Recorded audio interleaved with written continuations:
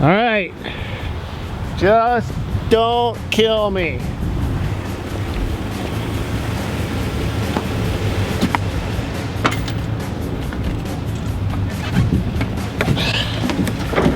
All right, let's go.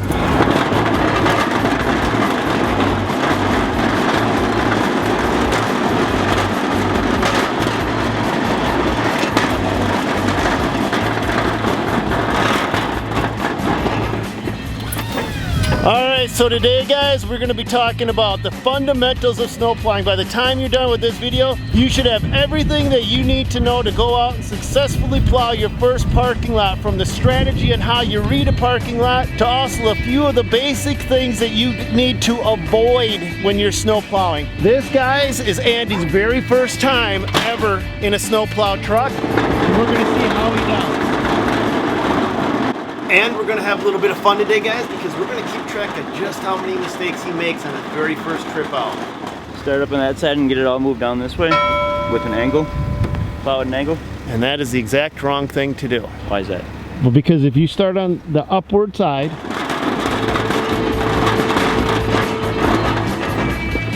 so what are we waiting for? Let's get into it. Andy. Sir. Have you ever plowed snow before? In a ski, but not in a truck.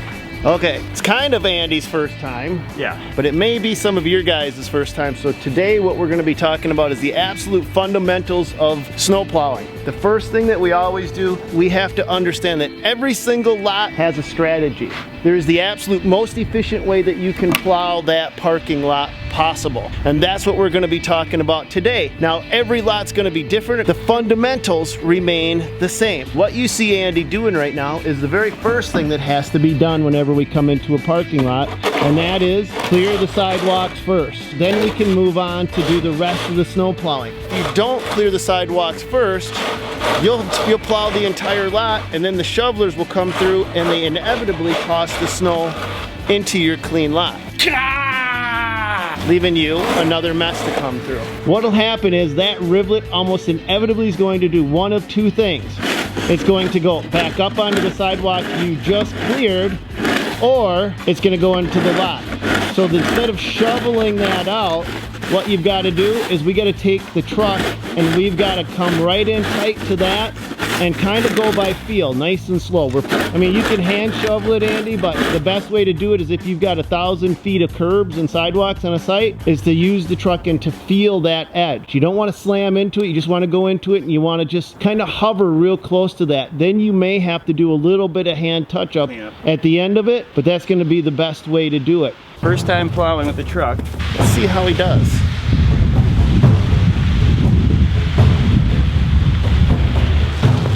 So if he comes up the hill like that, he's gonna push snow right into the sidewalk. He's trying to figure out that Western plow controller.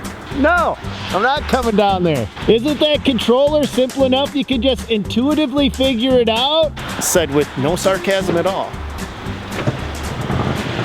There we go. Hey, just pretend it's an Xbox. Yeah, I don't play video games. He's actually a hunter.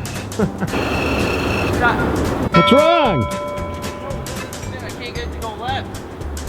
It's because you're hitting the curb. Now do it. Yeah, that's it. You're fully extended. That's it. That's all you got. Some people's children. Oh, let's see it plow. You gotta feel that curb. Don't look at me. Don't look at me.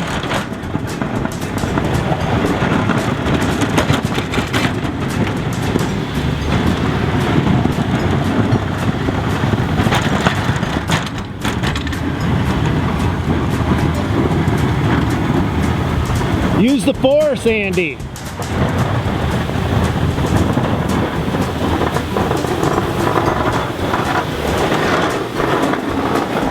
Alright, in Andy's defense, he's not used to being on camera. And I've seen people get really nervous for some reason when you stick one of these in their face. Alright. You didn't notice, I get really nervous. And not to mention in front of cameras. Now, a lot of times we're going to come into a site and we're not going to have a wide open parking lot like we have over here. We're going to have a parking lot that the engineers have put all of these little islands and things like that in it. And you know why the engineers put those islands in, Andy? To annoy us? Absolutely, because don't have to plow the snow around them. So as we plow a parking lot, the more we plow it, the better we get at it. And we always want to figure out where the drainage patterns are on a parking lot, because inevitably snow is going to do what? Melt. And if we pile snow over the openings to the storm sewer inlets, The water's gonna get out. The water's gonna go right into the parking lot and create an icy mess. The drainage pattern for this parking lot was actually altered by us, because this parking lot had almost a foot of sheet ice every time it would melt, because the existing drainage pattern was wand right over here. Remember that building that was there, or did you see the building that was there? No. Okay, so we literally just tore a building down on this site because the building was there, and this entire parking lot drains straight through here. When we're plowing, as we're plowing, we're trying to wing it this way, but you always get that mess that comes back on top of it. See? There you go. If you missed it, he had his blade up on the grass, which means that we would have been replacing sod or sprinkler heads.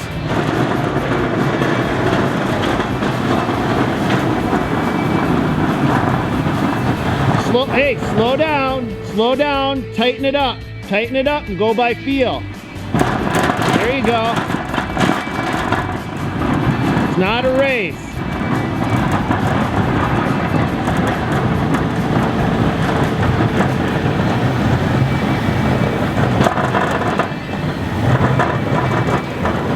Even with a little bit of snow. Perfect. Now next round, come through and V it and collect it. Even with the little bit of snow that we're plowing today, you can still see how it pushes it up onto the sidewalk. When you're plowing edges of sidewalks, curb lines, things like that, it's not a race. It's absolutely, you go slow, very slow, so you can feel that blade just touching that curb line, and you'll feel it. It's like it's almost transmits right from the blade through the truck and right through the steering wheel into your hands. It's just a weird sensation, but when you're touching it, you can literally touch it and then pull away so that you can just skin it without actually touching it anymore. It's true. I'm a touchy-feely guy. As he's scooping, what'll happen is that plow will get overwhelmed pretty fast. And you can see, even on a light snowfall, that it'll start to trail off and lose its load. Guys, there's nothing worse than losing your load too fast when you're snow plowing. But the reason why we're putting it all onto this side is because the drainage pattern is over here. And if we put it onto this side, the water's got to come all the way across the entire parking lot, meaning that as it's melting, it could flash freeze, and then it could create more issues down the road. So we just want to get it contained as close to where it's going to melt as possible. Does that make sense to you? Makes sense. Plowing in a truck is definitely different than plowing in a skid loader. Yep. With a skid loader, you have the ability to go down, back, down, back, down, back, and move snow the fastest and most efficient way. With a plow truck, you're best off just pushing one way or another way. Make sure that you think about that before you start to lay out the pattern. Now, the first time you plow in any piece of equipment is going to be the worst time, isn't it? Oh, yes. Second time is going to be the second worst time, and so on and so forth. About the fourth or fifth time that you've gone through a lot, Get it down. you get it down. But don't expect to get it down before that. Now, here's something else that should be done before the season actually kicks in. If you know you're going to be plowing a certain parking lot and you haven't plowed it before, I'm going to recommend you take orange flags. You can see one over there. That's an orange flag. And mark all of your obstructions. The reason I say that is if your first snowplow of the season happens to be a really big one, you know what I mean? Run into a curb or an island? Yes, and you get like this massive 8-inch snowfall. You're not gonna see anything below the snow. And I have seen guys tear trucks apart. Another killer, I call them man killers, or manholes. Those are the worst. And if you are familiar with the manholes on your lot, point it out to the new guys. If you're not familiar with the manholes on the lot, make sure that you look at them and look for any ridges, anything that could catch the edge of a bucket. The difference is a snow plow truck has what's called a trip edge. Okay? That trip edge, as long as the obstruction isn't too big, is designed to save the plow, the operator. I still cracked my head on the steering wheel more than once, but 33 years of snow plowing, you do it once or twice. That's not bad. But But a skid loader has 0 trip edge. Skid loader has 0 tolerance. I've seen guys come out with big eggs on the top of their forehead because they're plowing in 2nd gear. That's another thing we've got to talk about. If you have a 2-speed skid loader, what speed do you plow in? Plowing first. Unless you're doing light loads, then you can do the rabbit. Well, you plow in first. Yeah. You travel in 2nd. Yep. You plow in first. Okay. Because it doesn't hurt as much when you hit something without a trip edge when you're in 1st gear as it does when you're in 2nd gear and you're going 12 miles an hour and you knock the entire door off the front of the skid loader. Okay. I've seen it happen. Unfortunately, I've seen a lot of crap happen that I don't want to ever see again.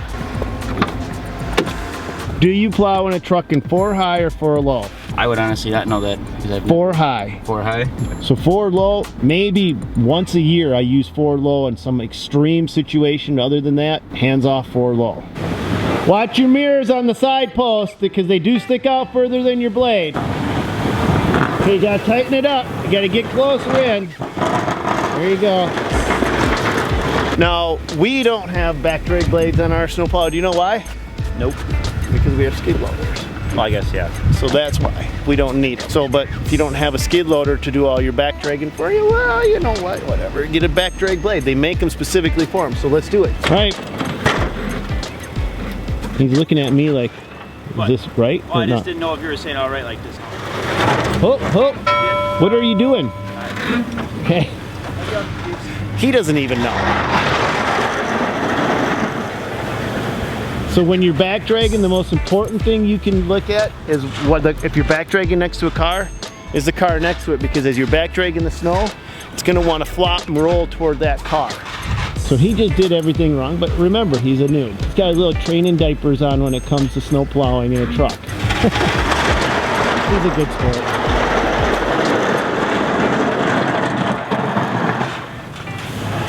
Okay, one of the tricks when you're back dragging so you don't release snow, now you're not today, but a lot of times you are. If you want the snow to come one way or another, you'd actually angle that far blade in. Because it's a V plow, what I'm talking about is this blade, angle that in toward you, not out, in. There you go. And now what you're doing is you're getting your windrow to come away from where you want the snow to go. If that makes sense, which it does. I'm Polish, so not quite sure if that makes sense or not. If you get it, let me know in the comments down below. So now that blade is less likely to allow snow to flop out. It'll flop his way, the driver's way, than it will the other way.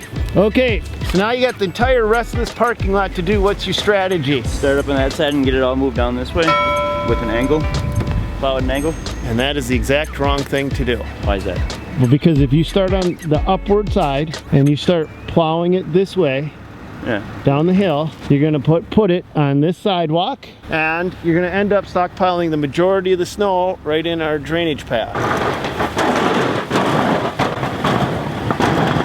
Back up to that curve. Oh, it is, slows down. Woo. Now that is the inlet to our drainage pattern, and we want to keep that as open as possible for the entire year. Now, we're thinking ahead what's going to happen after the 10th or 15th snowfall, and we've got 68 plus inches of snow hitting. That's going to push its way out. Even pushing its way out, it's going to block our drainage pattern. Instead of piling it right there, just start to push the truck up and get it, try to start piling it up there. That way this area just stays completely clear. So now what he's doing, clearing a spot so that as he's doing a straight line push, he can literally back the truck up, and when he stops, he can stop on cleared snow. Okay, so what you're seeing is what he cleared out now gives him room to back up, put his plow down, and catch the snow and move forward. All right, you see that snow right there? Those are rivlets. So you can't let any of that go. You shouldn't have any rivlets. If you feel like you're losing your load over and over again, in the very beginning you can take a bigger bite, and then as your snow is piling up on the front of your blade, make it smaller. Yes, perfect. So Andy is going to put the plow in scoop position and grab that. He's got that big giant, it's like dirty toilet paper on the front of your truck. He just dumped his load all over the lot.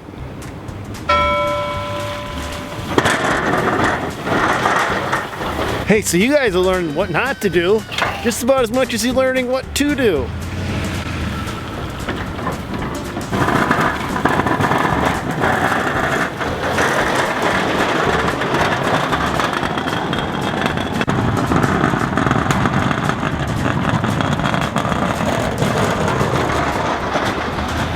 Alright guys, that's it for today's video. I think we've given you a lot of the fundamentals so that you guys can go out and figure out how to do your own snowplow or your own parking lot. We've also taught you quite a few things not to do. It's Andy's first time in a plow truck, so hopefully it's helped you guys and you can go out and be successful. Let me know in the comments down below what kind of stuff you'd like to see next. Hit the like button if this video's helped you out. God bless. Go get them.